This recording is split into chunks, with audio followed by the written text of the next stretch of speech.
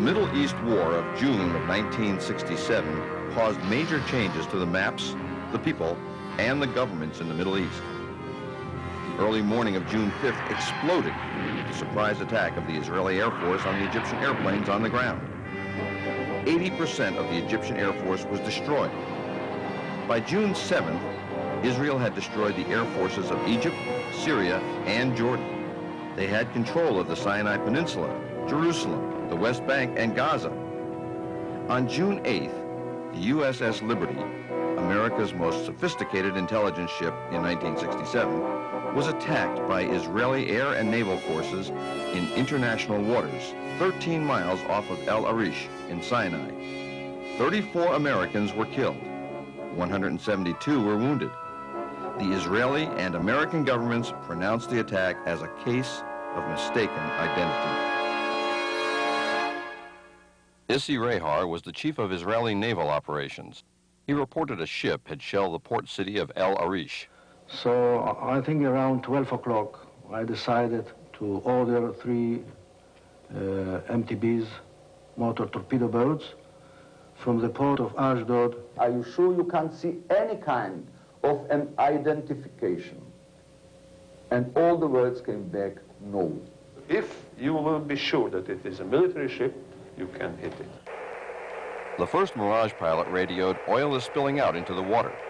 Another added, "Great, wonderful, she's burning, she's burning." And Arish commander reported, "He's hit her a lot, there's an oil slick in the water." Then headquarters asked, "Menachem, is he screwing her?" The next wave was super Mystères with 1,000-pound bombs and canisters of jellied gasoline. Someone in Southern Command called, "He's going down low with napalm all the time." The flight leader noted, "It would be a blessing if we could have iron bombs. Otherwise, our Navy's going to get here and do the sinking." A pilot interrupted, "Pay attention. The ship's markings are Charlie, Tango, Romeo 5. There's no flag on her." And headquarters ordered, "Leave her." The time now is 14:12, and he says, "I see CTR-5. And the minute we hear that, the Air Force stops all operations and says, "All our aircraft, all our attack aircraft, please stop." I must say that at that point in time, in my mind, it was an American ship. But that opinion was not shared by the commander of the torpedo boat squadron. He believed it to be a small Egyptian freighter, the El Qasir. We told him there are some doubts about identification. These doubts, incredibly, did not reach the commanding officer who ordered the torpedoes launched.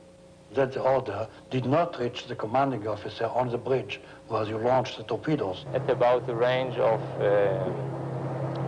1,000 yards, or a little bit more than 1,000 yards, I ordered to prepare the torpedoes and ordered that all commanders will take the action of firing torpedoes. This is the story of the attack on the Liberty, told by Israeli and U.S. government sources. Now, we are going to show you what really happened. The survivors of the 294-man crew of the USS Liberty will tell you their story.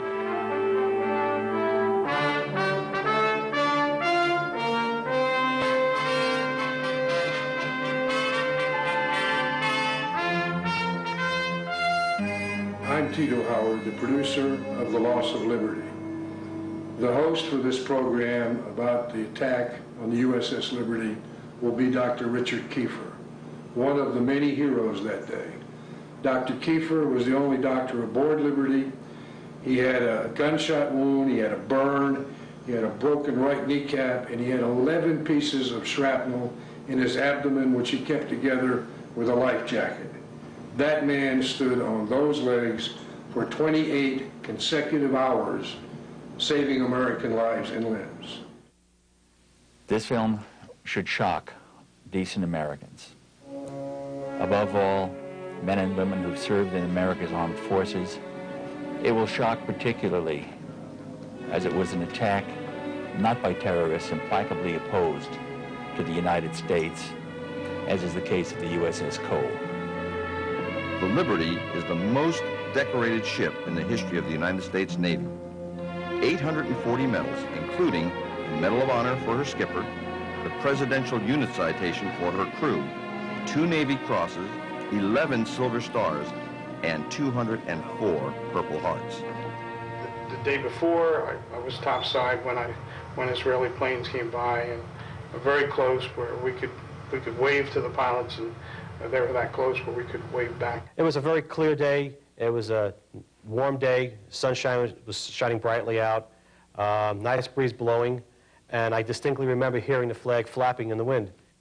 There was approximately 13 sorties of our ship from 6 o'clock till 12 o'clock in the afternoon. We had a general quarters drill that lasted 45 minutes or so.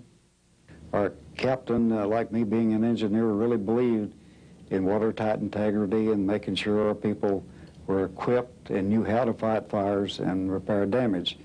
I was coming to go back to the Triscom area. I stepped out on deck. That plane came by and looked right in the cockpit. You waved, I waved. That's how close they were, and they knew who we were. Well, all the recon flights that they had that morning, looking at our ship for approximately 6 to 7 hours, they had a good idea of what they were doing, and they hit us hard and fast with everything they had. Commander William McGonigal, the ship's captain, although he had been badly wounded, most of his bridge crew had been killed. He stayed on the bridge throughout the attack on the long night that followed. Admired and respected by his crew, he received the Congressional Medal of Honor for gallantry. When the plane struck, it was without provocation and certainly unexpected. And they seemed to descend on us from all directions at the same time. Those rockets and machine guns tore the ship. It killed men on deck. And we were defenseless. I heard this big bang, and there was bullet holes all behind in the cushions of the couch that I just left. And by the time I got to the door of the wardroom, the skipper was on the PA system that we were under attack by unknown forces, man your battle stations. Then the regular general quarters sound alarm went off, and right across the hatch from the wardroom is where I would go through down 2 decks to my station. When I went through there was one rocket that came through and helped me to get down 2 floors in a dead-burn hurry. When I got up off my knees down there, well, we were well under attack. And the skipper again was on the phone system telling auxiliary radio to get word out to anyone that they could that we were under attack by unknown forces and we were in need of help.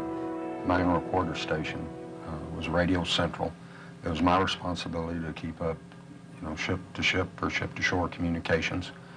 And out and back in Radio Central, we were taking rounds through the bulkheads. There was 2 55-gallon drums of gasoline just outside the bulkhead on the 01 level that had caught fire from the strafing run, and that was heating that outside bulkhead and peeling the paint off on the inside. There was a lot of smoke in the compartment.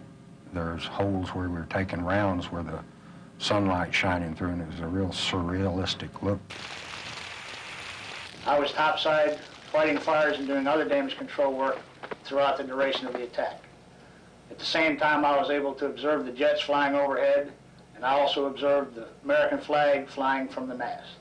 At no time did that flag hang limp from the mast. I was one of the 2 signalmen on the USS Liberty when the ship was attacked, and my only job during the attack was to make sure that the flag was flying, so every few minutes I would walk out at the signal bridge up at the mast. And fighting what fire we could with what little water I could give the people topside for the fire, it was really a problem. So that on the first pass, they knocked out our ability to call for help. The one remaining antenna, which I had shut down because it had some problems in the tuner, is probably why it didn't get hit. I had to jury rig a coaxial cable directly from the transmitter to the antenna. So we were working feverishly to try to get a signal out at that time, and then finally there was, we were able to get a signal to the 6th Fleet, and then they I was listening to or monitoring that communications, and they said that they would be sending aircraft, and so at that point we just felt overjoyed that knowing that there was going to be aircraft coming to our rescue. The initial strike by the planes on the ship commenced at about 5 minutes after 2 in the afternoon of 8 June, and the attack lasted about 20 minutes. The ship was fired at from port to starboard, starboard to port, stem to stern, and there was not a single compartment above the waterline that did not have one or more direct penetration by a rocket, machine gun, and they also dropped napalm on the bridge of the ship. At 2:35 p.m., Defense Secretary Robert McNamara recalled the 12 Navy fighters that had been sent to our defense by the carrier Saratoga. At that time, no one aboard the Liberty had identified the attacking Israelis. It was 1.5 hours later that our embassy in Israel first told Washington that Israelis had attacked a ship, possibly a U.S. Navy ship. How then did McNamara know to recall the help sent to defend the Liberty? When the ship came under attack, now hear this, General Quarters, this is no drill. The ship is under attack by unidentified aircraft. And there were pings. We heard a lot of pinging, which were bullets running across the deck, and then we heard explosions. We didn't know what was going on, but of course General Quarters had sounded, so we battened down the hatches, and we started doing what we were trained to do. We were under attack. We could hear these shells hitting the ship. The whole ship would ring. It was like you were on the inside of a huge bell and someone beating on it with a sledgehammer. The aircraft take pictures as they fire their guns. These are used for analysis of their tactics, and these are used for confirmation of the damage that they've done. These pictures have never been publicly presented. Lieutenant Ennis was sitting on the deck, and it was blood coming out of his mouth, and his knee was damp. He had an injury in his knee, and there was blood coming out of it. Lieutenant Toth had got blown off, I think, the 04 level, but I come across him, and he was just peppered from head to toe with shrapnel. And I covered him up with a blanket. My brother, he was sent to on the bridge of the ship to find out what was who the planes were, where they came from. They had no markings. That's against the Geneva Rules of War right there. He received a Silver Star for his efforts. He was cut down by the planes. The captain, initially after the attack, sustaining shrapnel wounds in his knee, and somebody put a tourniquet around his leg, and I got coffee. I think about 5 cups of coffee went down the captain to keep him going. It was impressive because with all the blood loss and everything, he was going all night long. A short time after the air attack had been completed, the 3 torpedo boats approached us from our starboard quarter at high speed and in an apparent torpedo launch attitude. The 3 Israeli torpedo boats fired 6 torpedoes at the Liberty. Because of Captain McGonagall's handling of the ship, 5 missed. Intelligence base was destroyed. 25 American sailors died almost instantly. This hole in the side was in excess of 40 feet in diameter. You could put your whole house in that hole. And we were right in the middle of it. We couldn't believe what we saw. You couldn't walk around that part of the deck without stepping on a piece of someone. In fact, Phil Turney and myself had found a shoe with a foot still in it. I do remember the alarm for standby to abandon ship. Don't leave your station yet. They were preparing to, and then that was called off because apparently the life rafts had been shot up. So if you went in the water, you were on your own, and the list on the ship was considerable. You could tell it looked like at first we were going to maybe roll over. The lights went out and the ship rolled over, and I figured, well, it's the end. The torpedo had hit the side of the ship, of the room I just stepped out of, killed every man in my division that was in there. This fellow first class that I mentioned, he was on the phone at the time just outside the door. It took off the back of his head. It broke my lower left leg, both bones. It collapsed my lung, broke ribs, fractured my skull, blew out my eardrums. We took the guy down below, and I don't know how many runs I made up and down, you know, carrying wounded. I saw all the bodies laying there on the tables where Dr. Kiefer had been working on. I was told that he was in the officers' wardroom operating on more people. 34 were killed, another 172 were wounded. The care of these people was done by myself with the assistance of 2 corpsmen.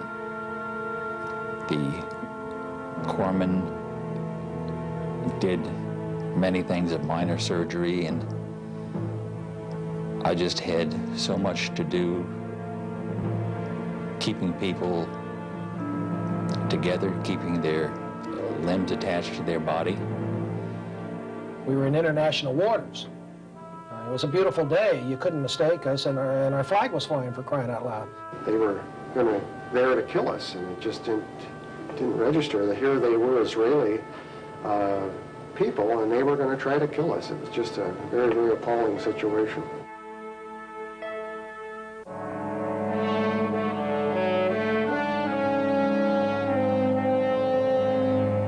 A strange quiet descended on the Liberty crew. After the explosion, the pounding of machine gun bullets slowed and stopped. Fires were put out. The stunned, angry, and exhausted crew caught their collective breath. Limping at 5 knots toward sanctuary several hundred miles to the north, they had somehow survived one of the most ferocious sustained attacks ever on an American ship. 34 were dead, 171 were wounded. All survivors had mental scars. There is not one single life raft. The wounded are treated. Sailors remember that they were promised help. They expected that help. That help, in the form of phantom jets from the USS Saratoga, was on its way. It never arrived. It would be the next morning, 17 hours after the attack began, before they would see an American face. Finally, the USS Davis, and later the USS Massey, came alongside the Liberty.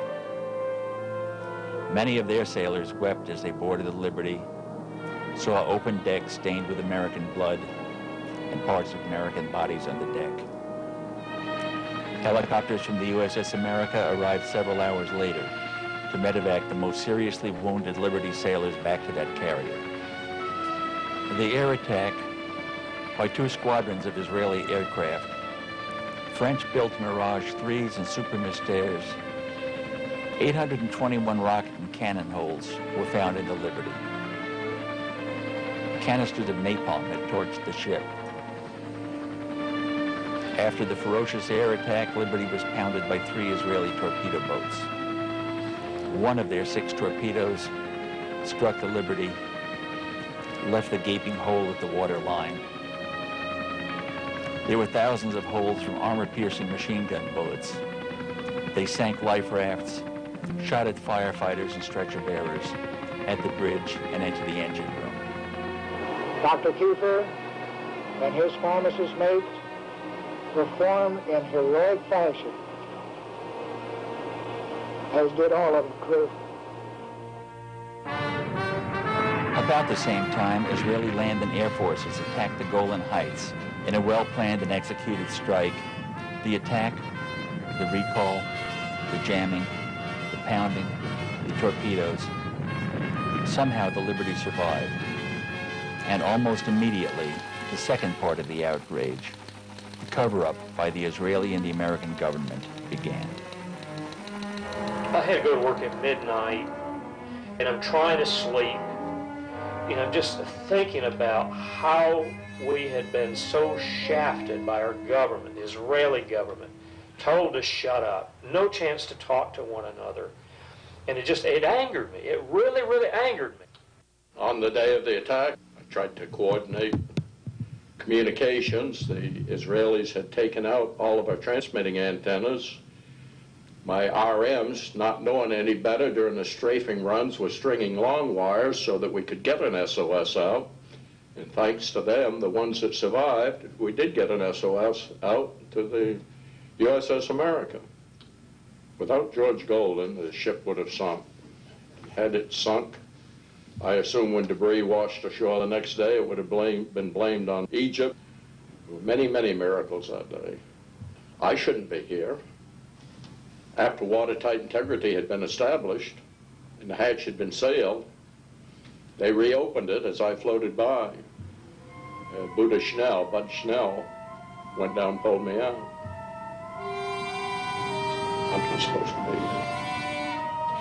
None of us should be alive today. Much to my dismay, I personally witnessed the machine gunning of life rafts as they floated by the Israeli torpedo boat crew members, raked the life rafts thoroughly with machine gun fire, making sure that if there had been anyone in the life rafts, they would not have survived. After the Israeli torpedo blew a huge hole in the Liberty, the last 3 life rafts were put over the side. Israeli torpedo boats sank 2 of those rafts, took the 3rd aboard. We were left with no rafts, nothing that could float. Shooting life rafts on a ship in distress is a war crime. Worst of all is what our government is doing to cover all this whole thing up. When I heard that Johnson, in the heat of the battle, was telling the Admiral Geis of the 6th Fleet that he didn't give a damn if every man drowned and the ship sinks. He said, I don't give a damn if every man drowns and the ship sinks. I don't want to embarrass our allies. That made me sort of wonder, with unmarked planes, how did he know it was our allies? So we should have had planes on site 45 minutes into this 2-hour attack, and they never showed. So did Israel apologize and then continue to attack us for an hour and 15 more minutes, or were we being lied to as to the conditions of why they recalled the planes? And because of it, top secret operation of Liberty, and it being the sensitivity of it being Israel, our closest ally, who accidentally attacked the ship, that we are ordered not to grant any interviews. You know, don't discuss this among yourselves, referring to the attack.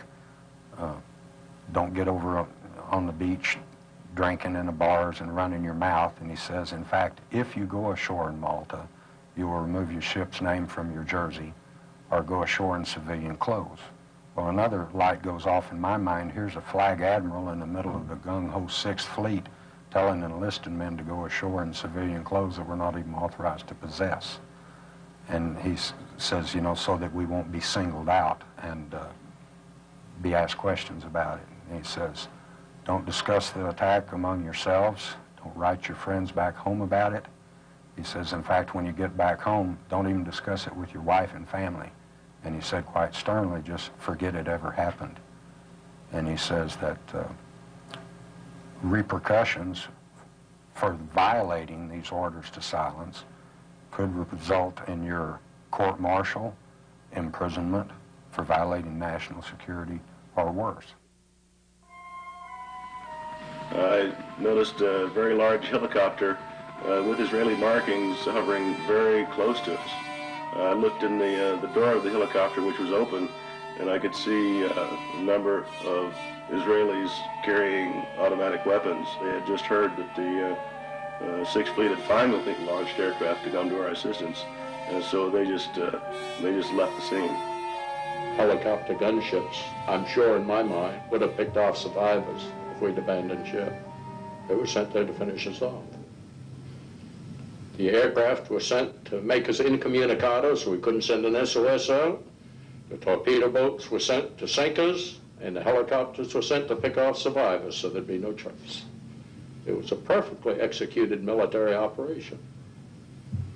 If you look at the photographs of the Liberty after the attack, on the first strafing run, they used heat-seeking missiles that took out the tuning section of every transmitting antenna on the ship. In less than 2 seconds, they had taken out all our communication capability. The attack on the USS Liberty lasted as long as the attack on Pearl Harbor, about 2 hours. You've heard the outrageous, implausible Israeli version of the attack on Liberty, told by their first-hand observers. You've heard what actually happened, told by the valiant Liberty crew. Now, hear what some of America's greatest heroes and leaders have to say. Colonel Mitchell Page was the last Marine standing after repulsing a Japanese regiment on Guadalcanal. We all know that this was in international waters. It was an unprovoked, intentional attack on a U.S. vessel with one objective, to sink it and kill all aboard. Unprovoked attack. I think it was dastardly. I think it was a betrayal of any friendship that we may have had with that nation.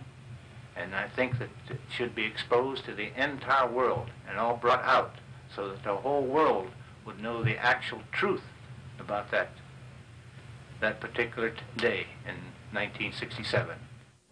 And very widely could see this was an American ship. And not only did the Israelis attack it, they did this with their Army, Navy, and Air Force. Though badly wounded, Navy Master Chief Bob Bush held off a Japanese advance while saving his commanding officer's life. You know, it's impossible for me to figure out why maybe I would sit here and attack you when we're friends. I mean, they're getting our money to buy those French airplanes, and then they turn around and attack our ship when they can see that it's our ship. It's absolutely uncalled for. Army Colonel Lou Millett led the last bayonet charge against vastly superior Chinese forces in Korea. I was in World War II. I studied all the different types of aircraft so that when I shot at a plane, I made sure I was shooting at the enemy and not ours. They know what those ships look like, and if they don't, I can't conceive that they don't know. I do know this. It was a criminal act. It was an act of war. It's as bad as Vietnam, allowing people who would try to save people from tyranny to die for nothing. Admiral Thomas Moorer is the longest-serving active four-star admiral in American history. He is the only American admiral to have commanded both the Atlantic and Pacific fleets. He was head of NATO forces, served as chief of naval operations, and chairman of the Joint Chiefs of Staff for 2 terms. The Navy's chief fighter, the F-14 Tomcat, was named after Admiral Tom Moorer. The question is, if the Israelis thought the frequencies they jammed were in fact broadcast by the Egyptian ship, why did they jam the American frequencies? There's no question about the fact that the jamming of the Liberty frequencies was deliberate and was undoubtedly ordered by high authority. Since a large part of the casualties were caused by torpedo boats, could have been prevented from making those attacks by the aircraft that were on their way to help when they were recalled. Admiral Arleigh Burke was known as Mr. Navy. His long and illustrious career was capped by him becoming the Chief of Naval Operations. The high-tech modern American Navy destroyers were named the Arleigh E. Burke class of destroyer. I don't know yet why we didn't protect that ship. I don't know why the Israelis would take such terrific chances. It must have been something that was very important to them to decide to attack without considering the probability of war. Recuperating from serious throat surgery, the Saratoga skipper, Joe Tully, spoke about the launch and recall of protective aircraft. I had launch ready at that time 12 aircraft, conventionally armed, and I immediately launched them. And to my surprise, the America did not launch. About the same time, a message came from Rear Admiral Larry Geis, who was the Carrier Division commander, and who was not the officer in tactical command, but who was senior to me, who had somehow been given tactical command or assumed it, ordering the strike aircraft to return to Saratoga. And it was the first time that the hot line, the red line between Washington and Moscow, had been activated. And the message from the United States to Chairman Kosygin at the time was, advise General Nasser that the American planes are going to be launched to determine what the status of the Liberty was. I have spent a large part of my life flying over the oceans and identifying ships. And this ship was perhaps the easiest ship to identify that was listed in the United States Navy. Equipped with antenna from bow to stern, pointing in every direction. It reminds one of a large, vigorous lobster. And a look that made it extremely easy to recognize. And so I will never buy the idea that the pilots thought this was some other ship. And it appeared from the ferocity of the attack that the intent of the attackers was to sink the ship. Maybe they hoped to have no survivors so that they would not be held accountable for the attack after it occurred. We didn't know who was attacking us. They didn't know who was attacking us. Well, I don't know how Washington can say, don't go, because they're friends of ours. So that's the thing that's always bothered me right there. I never myself accepted the Israeli purported explanation. Accidents don't occur through repeated attacks by surface vessels and by aircraft. It obviously was a decision taken pretty high up on the Israeli side because it involved combined forces. The ship was flying an American flag. Even if it had been unidentified from an Israeli point of view, it was a reckless thing for them to do. Suppose it had been a Soviet ship. That could have produced very large problems indeed. George Ball, the brilliant and courageous Undersecretary of State at the time of the '67 war, wrote about the attack on the Liberty subsequently. He said, "The ultimate lesson of the Liberty attack was that it had far more effect on policy in Israel than in America. Israel's leaders concluded that nothing they might do would offend the Americans to the point of reprisal. If America's leaders did not have the courage to punish Israel for the blatant murder of American citizens, it seemed clear that their American friends would let them get away with almost anything."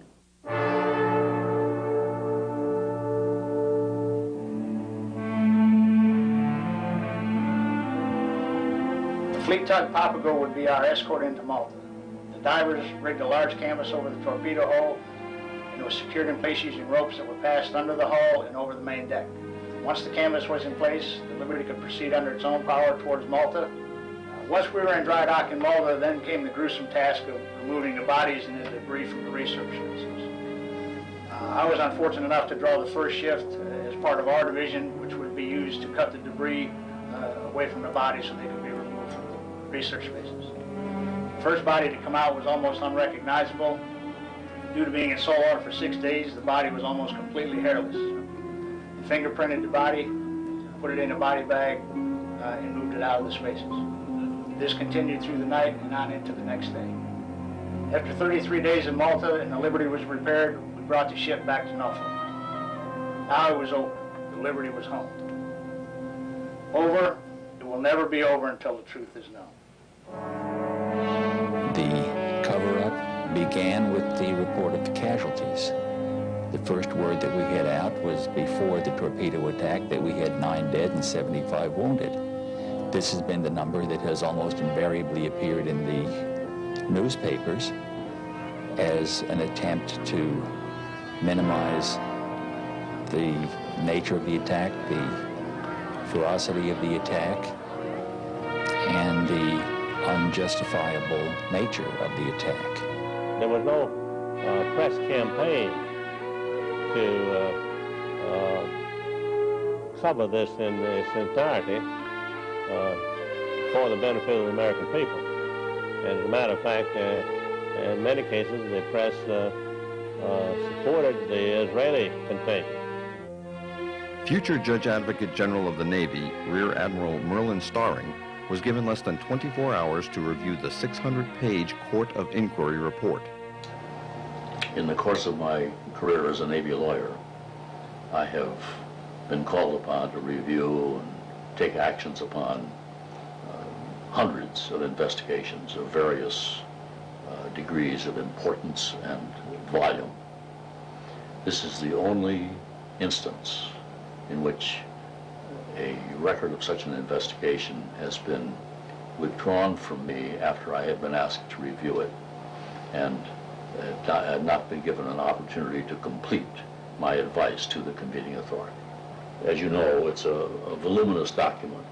And one of the things that I initially had difficulty with, and still do, is the fact that the very first statement of fact that the court arrived at and presented was this: available evidence combines to indicate the attack on Liberty on 8 June was in fact a case of mistaken identity.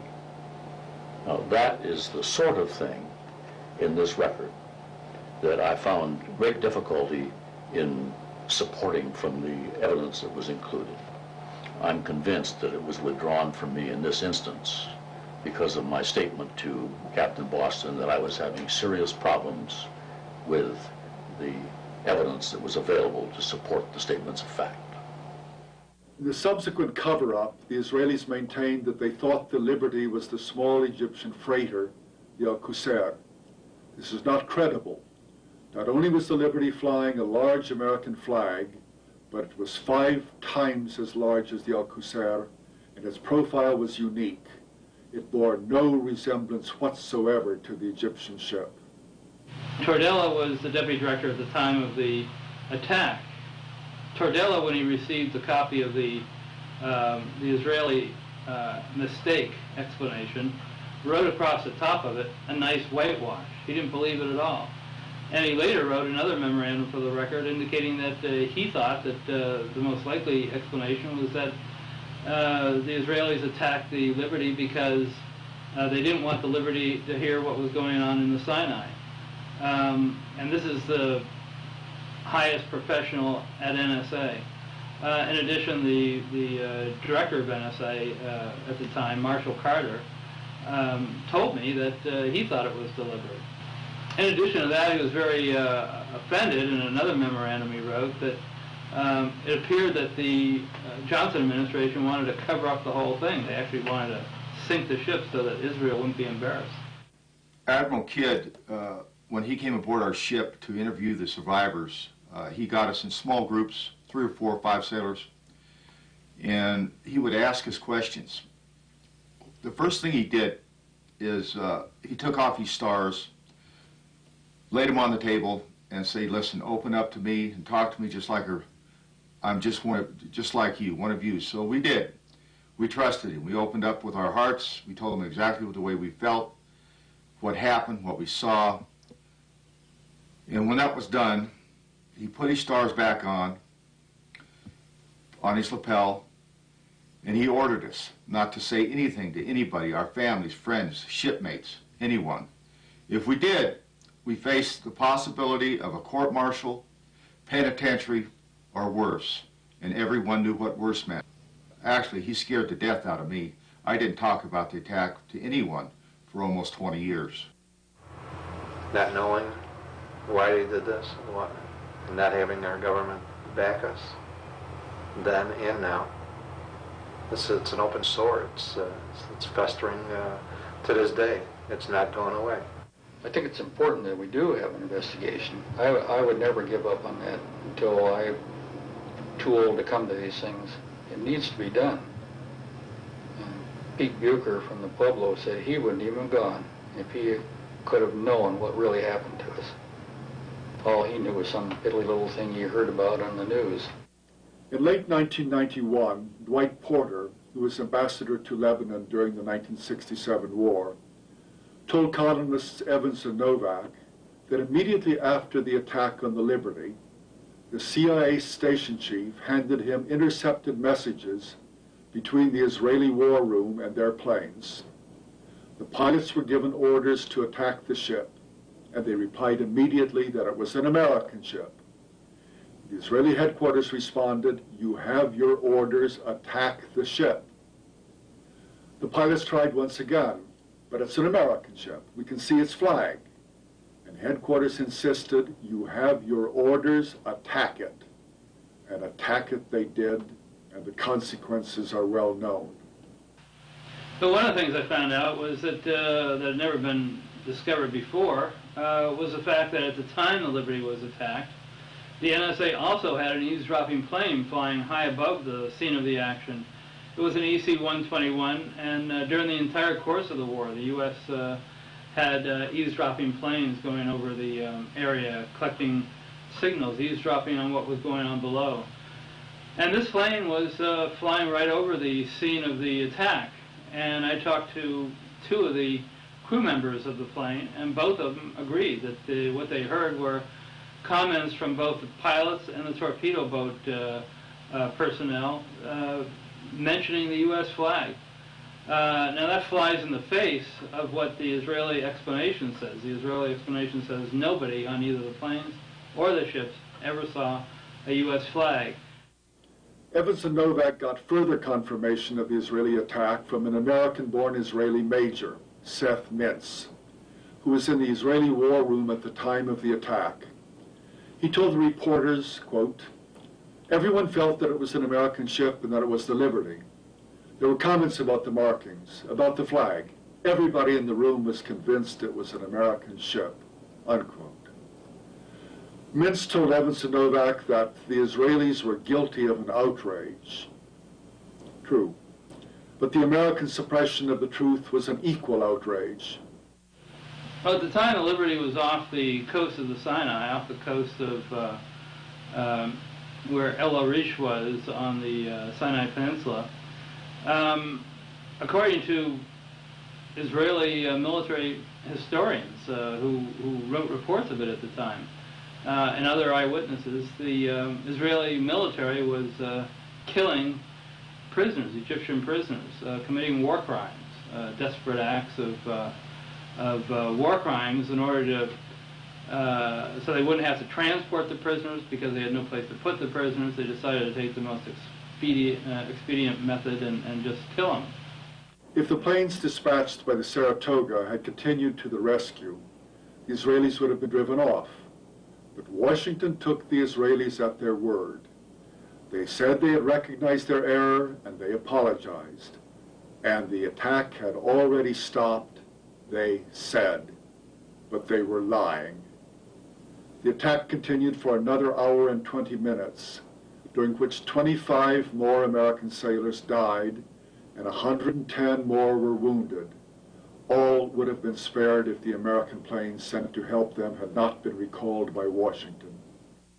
The point was, the attack did take place. There were a lot of reasons that the Israelis would have wanted to hide things from the U.S., and that's why there's a need for investigation. I mean, you're not going to take the word of somebody who was the principal person who caused it. That'd be like taking the word of a defendant in a shooting. Every one of the 1,000-odd clashes between Syria and Israel between 1948 and 1967 was examined by the UN Truth Supervisory Commission, which found out that only a very, very few had been caused by the Syrians. A few dozen of the clashes were ambiguous, and all of the rest were caused by Israel. Well, there were many officers of many nations, and they all reported the same thing. Could they all have been lying? Still, we no longer have to rely only on the UN documentation. Moshe Dayan, who commanded the Israeli forces in 1967 and had given the order to occupy the Golan, gave an interview to an Israeli journalist in 1976. The interview was kept secret until April 1997, when it was published in an Israeli newspaper. It has been authenticated by Israeli historians, and General Dayan's daughter, Yael, a member of the Knesset, insisted that it be published. And why did he give the order? To invade. Essentially, it was because of pressure from the would-be settlers in the Golan, who convinced Levi Eshkol, the Israeli prime minister, to occupy the heights and the fertile lands beyond. And when asked if that were all there was to it, Dayan replied, "I can tell you with absolute confidence that they were not thinking about security. They were thinking about the heights land. I saw them. I spoke with them. They didn't even try to hide their greed for that land." The best one is the one where they wanted to go on Heights. And Johnson said, that's enough, and they needed another day to get the Golan Heights, which they still have, which I didn't think you were supposed to do, take land from another country and keep it. If we could get the truth of the Liberty out, that it would change history, I think, in this country. I cannot, absolutely can't see why our American newspapers and TV people have helped to cover this up, but not covering some of our stories. The Navy Board of Inquiry would not admit testimony about the jamming, the recall, the unmarked planes, the shooting of life rafts, and other material that we tried to present. They asked questions. We were allowed to answer those questions, period. They put me into a ward with 12 to 13 other patients, and within 30 minutes they removed me from that ward and put me into a single room. I noticed that I had a name tag with Smith on, and right after I noticed that, an officer came in and told me that from now on my name is Smith. I was never on the Liberty, and I was never ever to talk about it to anyone. I still have 53 pieces of shrapnel in me today. Never before has the U.S. Navy ignored eyewitness testimony of American military to accept on faith the story told by their attackers. Certain entries in the ship's log of June 8th have raised serious questions. Nobody knew who was wounded or how severely. This had not been established until days after reaching Malta. The log also minimized the duration of the attack by over an hour and a half, conveniently fitting the Israeli version. It then documented the number of wounded not as the actual 172, but at the widely published media figure of 75. There should be a congressional committee, both Senate and House, to examine all the data available. And it's getting late to do this because, like my uncle, God bless his soul, is gone. I know that Bill was on board the USS Liberty, and the ship was off the coast at Gaza Strip, as I recall, and yet our government put it in writing in the United States Senate book of Congressional Medal of Honor recipients that he received his medal for action in Vietnam. Now, to me, that is one of the worst cover-ups in American history. How low can our government go? And it's something that I'd like to see totally investigated and a closure of this issue, because I think President Johnson was the villain on it. I think he recalled the people that were to defend this ship. I have never accepted the Israeli explanation, and so far as I'm concerned, the affair of the USS Liberty remains a scar on the relations between Israel and the United States. Things like this don't happen. Things are caused to happen. There must be some reason why more is not known. There must be some reason why we didn't react more deliberately, more directly, more positively, as we have reacted many times in our history before and since. As a Marine, I'm proud to say that 3 members of the Liberty crew were Marines. 2 of them died that day, but Bryce Lockwood was decorated for saving sailors' lives. And Bill McGonigal, the skipper of the Liberty, was awarded the Medal of Honor for action above and beyond the call of duty. And I firmly believe, after review of the documentation of this film, that an in-depth honest investigation, inquiry into what really happened that day is owed to the members of the crew, their family, and all Americans. We need to take some very serious efforts to bring out the full story. And on that basis, I would certainly recommend that we pursue this with diligence. We go to the Congress and urge them to conduct a formal, complete investigation to get the full story about the loss of our great ship, the Liberty. In the case of the Liberty, this is the first time, to my knowledge, where a United States warship has been attacked without warning, and no action whatever was taken to investigate this situation on the part of the Congress. I have urged this over and over again, and I still think that the attack on the Liberty warrants a full-fledged investigation by the Congress of the United States. Those murdered that day must not have died in vain. The plea for justice by the Navy's most decorated crew should forever haunt us. Americans must never forget this second day of infamy and our own unbalanced foreign policy in the Middle East that precipitated it.